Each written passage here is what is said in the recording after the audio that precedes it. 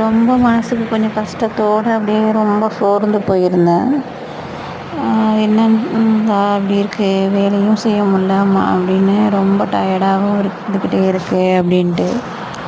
அப்போ காலையிலையும் சரி ஈவினிங்கும் சரி எப்படியாவது ஒரு தடவையாவது என்னை சந்திக்காமல் இருக்க மாட்டாங்க இந்த குட்டி பூனை. என்னோட விளையாண்டுட்டு கொஞ்ச நேரம் அப்படியே போவாங்க. அதுவும் இன்றைக்கி பால்லாம் வச்சு ஜம்முன்னு விளாண்டுக்கிட்டு இருந்தாங்க. ஏதோ பிளேயர் மாதிரி விளையாண்டாங்க. அவ்வளோ சூப்பராக பார்க்கவே நல்லா இருந்துச்சு.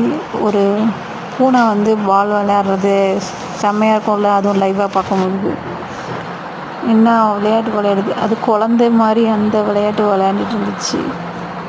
வெளியில் உள்ள பூனைலாம் இந்த மாதிரி விளையாடுறத நான் பார்த்தது கிடையாது. அதுங்க சாப்பிடுங்க ஓடியே போயிடுங்க, அவ்வளோதான். ஆனால் இந்த பூனை ரொம்ப சேட்டை பண்ணிக்கிட்டு விளையாடுறதெல்லாம் பார்த்தா நமக்கு அவ்வளோ ரொம்ப போக ரொம்ப பிடிக்குது. எனக்கு மட்டும் இல்லை, எங்கள் வீட்டில் எல்லாருக்குமே பிடிச்சி போச்சு. அதை எங்கள் வீட்டில் ஒரு ஆளாகவே ஆக்கிட்டோம். காலையில் வரலன்னா எங்கள் வீட்டுக்காரே கேட்க ஆரம்பிச்சிருவாங்க, என்ன வரலையா அப்படின்ட்டு. அதே மாதிரி அவர் வரும்போதுக்கு வாசலில் நின்றுக்கிட்டு இருக்கும், வெளியில் ஓடிடலாமான்ட்டு. பையன் வரும்போதுக்கும் கரெக்டாக நின்றுட்டு இருக்கும், போகும்போதுக்கும் நிற்கும். இவ்வளோ கஷ்டம் இருந்தாலும் இந்த மாதிரி ஒரு ஜீவனை பார்க்கும்போதுக்கு நம்மளுக்கு கஷ்டமெல்லாம் தீர்ந்த மாதிரி ஒரு ஃபீல் இருக்குது.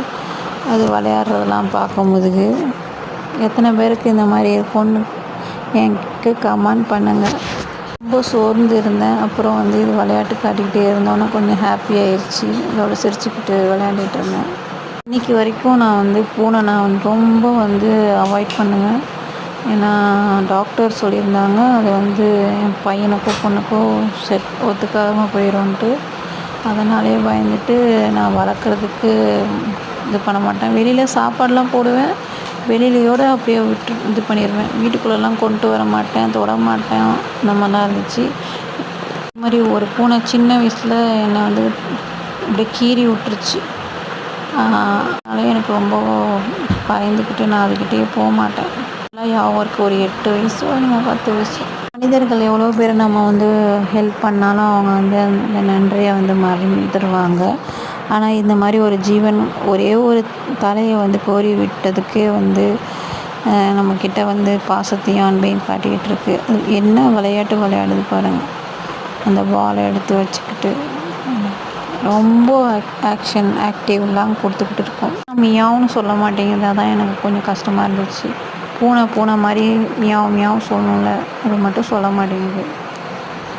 மற்ற ரோட்டில் இருக்கிற குட்டி பூனை கூட